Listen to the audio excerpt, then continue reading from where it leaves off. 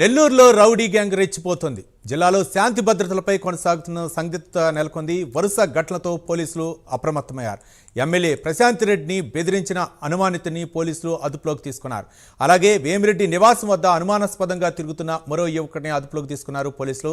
వారి వద్ద నుంచి 4 సెల్ ఫోన్లు స్వాధీనం చేసుకున్నారు. దీనిపై మరిన్ని వివరాలు మా కరెస్పాండెంట్ నరేష్ అందిస్తారు. నరేష్, చెప్పండి, ఏంటి వేమిరెడ్డి ప్రశాంత్కి ఎలాంటి బెదిరింపులు వచ్చాయి? మరోపక్క అనుమానితుల్ని పోలీసులు ప్రశ్నిస్తున్నట్లు తెలుస్తోంది. ఏంటి, ఎవరు ఈ అనుమానితులు?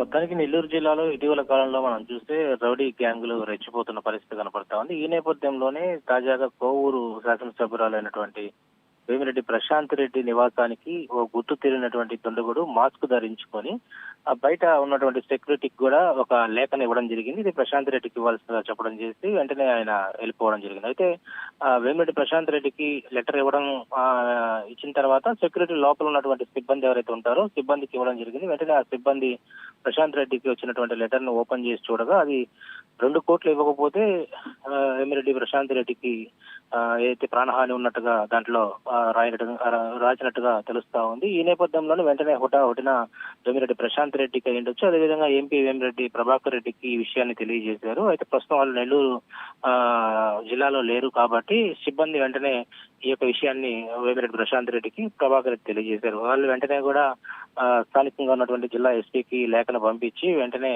దీన్ని దర్యాప్తు చేయాలని చెప్పి ఎస్పీకి చెప్పడం జరిగింది. ఈ యొక్క లెటర్ లో 2 కోట్ల రూపాయలు ఇవ్వకపోతే చంపేస్తాననే ఒక బెదిరింపు ఉన్న వెనకాల ఎవరున్నారన్న దాని మీద కూడా పోలీసులు అయితే దర్యాప్తు చేస్తా ఉన్నారు.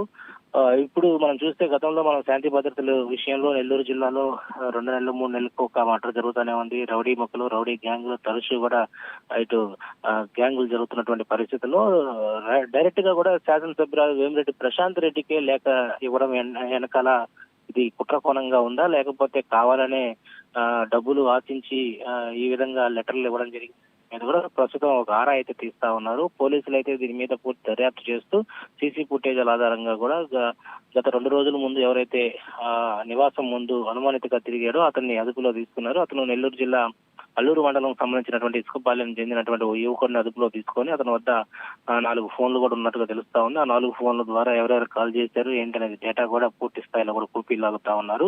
మనం చూస్తుంటే తరచూ కూడా టీడీపీ ఎమ్మెల్యేలను టార్గెట్ చేస్తున్నట్టుగా తెలుస్తా ఉంది. మొన్న కావలి శాసనసభ్యులు దగ్గుమాటి వెంకటకృష్ణారెడ్డిపై కూడా హత్యాయత్న కుట్ర జరిగింది. ఆయన ఉన్నటువంటి ప్రాంతంలో, ఆయన వెళ్తున్నటువంటి ప్రాంతంలో డ్రోన్లు ఎగరేసి ఆయన రెక్కి నిర్వహించినటువంటి పరిస్థితి మనం చూస్తున్నాం.